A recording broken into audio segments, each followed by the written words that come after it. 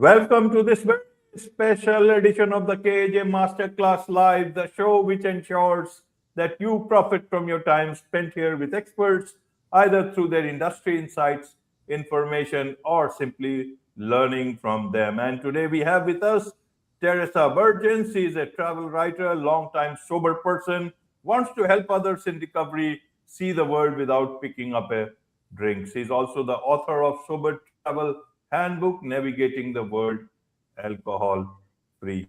Welcome to the show, Teresa. Hi there. Thanks so much for having me on your show.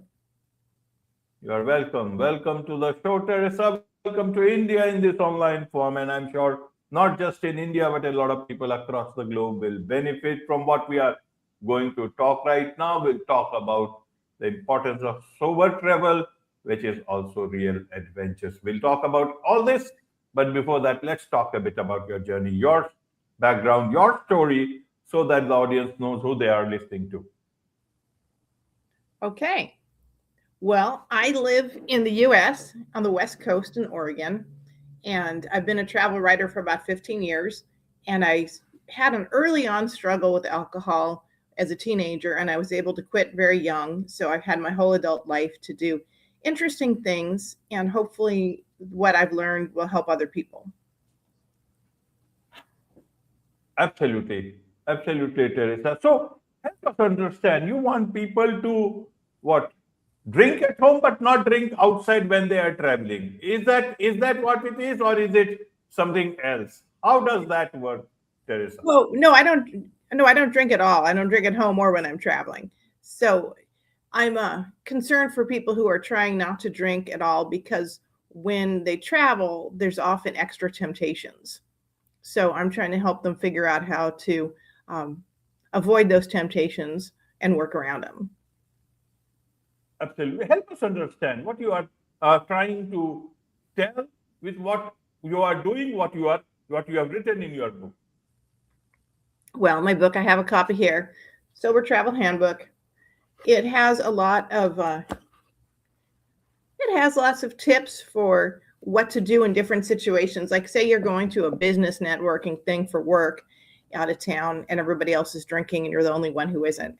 And people keep asking you. So, how to talk to people about it, what you need to share or don't need to share. Or if you're going to a family event where everyone else is drinking, or I don't know if you do it in India, do you have bachelor and bachelorette parties? Right. Yeah, Right. same thing in the US. So in the US anyway, they usually involve lots of alcohol. So what to do if you go to something like that and you're trying to still be friends with everybody but not participate in the drinking culture. And then I also have a lot of ideas about places to go and things to do when you travel where the focus isn't on alcohol. Right. Right. So I want to understand why is it in the US, in the Western world, there is a much more, drinking is a part of life. And a lot of people are casual drinkers. They drink as per what they feel like. People network, after office, before office, wherever it is.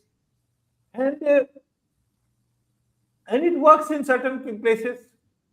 Addiction is a problem. Alcoholism is a problem. So why? And people want to have fun when they travel. Why is it different thing when you are going outside or traveling, you mean within your country and outside also? Help us understand from that perspective. You can drink at home or within your circle, but outside is people, it's difficult to implement. What is your experience, Teresa? Are you, wait, I didn't quite get the question. Yeah, in terms of traveling, why should they, you know avoid it or not have it when they can have it in your own country or within your own places, especially when in different situations you have free alcohol available, you have got weddings when it is freely available. It can be quite difficult to say no to such situations. That thing I want to understand. Oh, why is it hard to say no? Or how do you say no? Yeah, yeah. Why it's hard to say no.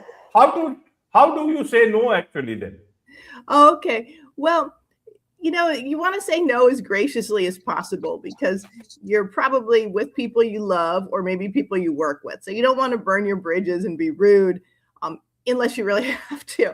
So when someone offers, you can just say, no, thank you. And if they question you, you want to come up with something. And you might not want to go into a lot of details about your personal problems when you're in these public places, especially if it's a work situation.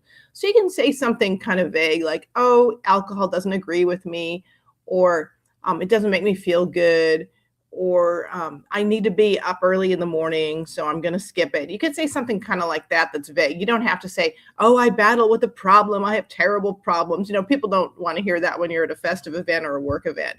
So I would be a little bit vaguer than that. And just keep smiling and say, oh, no, thanks, really, not for me.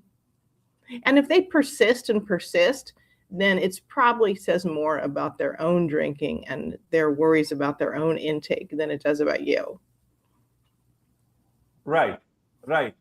What what to do when you yourself are not able to control yourself? It's not about others, about yourself. Your mind and heart will go the other direction. Whatever sane advice you may have had in your mind. Yeah, that is a real big problem. That's a bigger problem than having to say no to somebody else is having to say no to ourselves.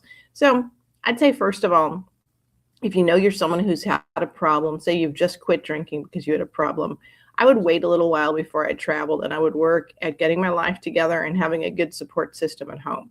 So you want to make some friends with some other people who aren't drinking, maybe through a recovery meeting group, maybe through church, maybe some people in another realm of your life who don't drink. You want to, or even if they're people that do drink, that just support you not drinking, that can be support too. So maybe like your sister or your friend doesn't drink a whole lot and you tell them you have a problem and they say, okay, I'm there for you. So you want to have your support network at home first, and you want to feel really confident in your not drinking before you go somewhere. And then when you go somewhere, you want to make sure you're checking in with your support network at home, and that you're also building, if you can, a support network where you go. So if you're going, say you're somebody who's going to 12-step recovery meetings, that's like Alcoholics Anonymous or Narcotics Anonymous. Those are in most countries now. So if you're someone who goes to those meetings, find out ahead of time the schedule where you're going, try to check in with people there, go to a meeting. Or also if you go to some kind of event, you want to have an exit strategy. So if you know everybody's going to be drinking a whole lot and you get there, maybe you're going to have fun, or maybe you're going to start to feel kind of shaky and uncertain. And in that case, it might be time to leave early. You don't have to stay late at every event. You can put in an appearance and then leave if that's what's safest for you. Absolutely. So when you are traveling, there are so many things to do or see. But many Mhm. people think, that what is there if what to do if I don't drink? And so they drink.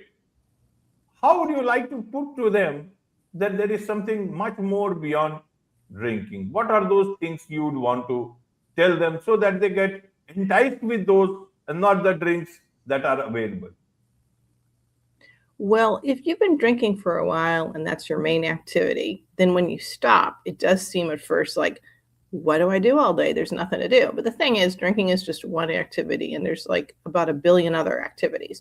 But you might not know what you like and what you don't when you first quit drinking, because maybe that's all you've been doing for a while. So it is time to experiment and try new things. Wherever you go, there's always going to be new things to do. And I have learned so many things and tried a lot of different activities that I never would have when I was drinking. So I've tried stuff like kayaking and stand-up paddleboarding. I really like both of those. I also tried surfing. That was so hard. I wasn't very good at that. I mean, I could have got better if I practiced more, but I didn't really like it right away. So, it's like, it's fine. You don't have to like everything, but you try one thing and you're like, I think I want to do that again. And then you try something else and you're like, I don't know, maybe not for me. So it's kind of a practice of trying things and adopting some as new activities, and then other ones you don't like. So, like when I travel now, I have kind of a whole list of things I know I like to do. And if I feel like I have a lot of empty time and I'm not sure what to do with myself, I'll be like, oh, is there a place to kayak here? Is there a place to rent a bike? I love cats, and some places have cat cafes where you can go pet cats. So if there's a cat cafe, I'll go there. So it's once you've been off drinking a while, you'll have all these different things you start to know you like to do. And then when you travel, you'll kind of gravitate toward those. For me, a lot of it is nature experiences. So I'm always looking for somewhere to go for a walk or go kayak in a body of water or swim or just go look at the views and take some pictures of different landscapes. Absolutely, Teresa. So tell us a bit about your book. Why did you write a book on sober travel? Well, in my work as a travel writer, I'm always meeting other people who, I mean, not everybody, but there's quite a few writers who identify as, oh, I'm a wine writer, or I'm a craft beer writer, or, I write about distilleries. And I started to say to them sometimes, oh, I'm a sober travel writer, just kind of as a joke because nobody else was saying that. Everybody else was writing about wine or beer or something like that. But then once I started joking about it, I realized there are plenty of people who identify as sober travelers because they don't drink, whether they're in recovery or maybe they have a religious reason or maybe they have a medication interaction or maybe they just don't like the way it makes them feel. So I started to think that maybe there was an audience for people who would want to read something like that. So I wrote my first sober travel article in 2017, I think, and it was for a website and it was about traveling in this wine region without drinking. Like, so what do you do instead if you end up in this wine region and you're not a wine drinker or a drinker at all? And the editor of that site said it got pretty good traffic. So I started to think, maybe there is this audience. So I kind of dabbled in writing articles for different publications that had to do with kind of a sober angle to travel for the next few years. And then about 4 years ago, I got the idea of maybe I could write a book about it. I wasn't really sure there was enough going for it, like enough information to include. So I tried some different publishers, and I finally found one who took a chance on me doing just a zine, like a short 90, I think it was like 90 pages, maybe it was stapled together. And then they distributed that. And then they decided there was enough interest that I could write an actual book with a real spine and not just stapled. So that was very exciting. So then my book came out in January and people have been ordering it. I can't tell you if I don't think it's going to be like a million seller, but it seems like there's a solid amount of people who are interested in the subject now. Absolutely. So who is this book for? Is it for, those who have got alcohol addiction, or is it for those people who drink sometimes? Who is this book for? The primary audience is people who are in recovery. So there's some stuff in the book that just speaks especially to them, especially about like the fear of relapse, because that's a high stakes for people who are in recovery. And then the secondary audience is just anyone who doesn't drink for whatever reason, either permanently or people who they call sober curious, or maybe just taking a break from alcohol for a while. So it's for anyone who's not drinking, who is thinking they might have some challenges when they travel. Absolutely. So you talked about your support network. What do you mean by that? And how does one develop a support network, especially in places where they don't know many people? Well, when I've gone on trips, when I've gone on, like, especially if I go on a group trip, and I don't know the people, like this could be a group trip that has something to do with work, or a group trip just for fun where you sign up for a trip where you want to, like one of those package tour kind of thing where you're with a bunch of strangers. I always kind of look around and I see first if there's other people that aren't turning like if they have a wine glass as a dinner, some people will turn the glass down to indicate they don't want someone to pour them wine, or see what people are ordering. So sometimes you'll find someone else who's just not drinking, and then that could be a good person to sit by and sort of get to know their story and have an ally. Or sometimes if you talk to people and someone is in healthcare, people in healthcare are usually aware of addiction, whether or not they drink, and they might be a good person to sit next to. You don't want to always tell your story, real loudly and publicly, but once you get to know people, you might just mention that you're taking a break from alcohol. And if they seem to be supportive of that, you can kind of sit near them more. And if you really get in a bind, you can always tell a little bit more of your story and tell someone that you're having a rough time and see if they'll support you. So I would look for those people who don't drink, people who are in healthcare, people who seem to not be drinking very much. I call those take it or leave it drinkers. Sometimes they'll support you too. Because you just want, if you feel like you're in a bind, you want someone you can talk to be like, hey, can you talk me down from this for a minute? I mean, it's better if you can contact somebody at home too. That's really good. Someone who already knows you. Like I like to have a support person at home that I check in with all the time. Like I text my husband all the time when I travel, and he's very supportive of my not drinking. So I can tell him if I ever feel a little shaky or uncomfortable. Absolutely, absolutely. So, in a nutshell, what would you like to tell the world about sober travel? That instead of thinking that your world is just going to shrink because you don't drink, that there's so much more out there. And also, the point of traveling is to learn about other places and connect with other cultures. And some people like to connect in the bar, but then their thoughts are all hazy the next day. Is that really the best way to connect with another culture? I think having a clear mind is going to make better and more lasting memories and connections with people. Absolutely, Teresa. There's so much to learn about all this, and I'm sure a lot of people would want to learn more about it also through your book. What's the best way for them to do so? The easiest thing might be to go to my website, and then there's a link through there to my publisher. So if you want to put that in your show notes or anything, you can put my website, and it's teresabergen.com, TeresaBergen.com. Wonderful. With this, it's a wrap on this very special edition of the KAJ Masterclass Live. Thank you so much indeed for joining us. Thank you.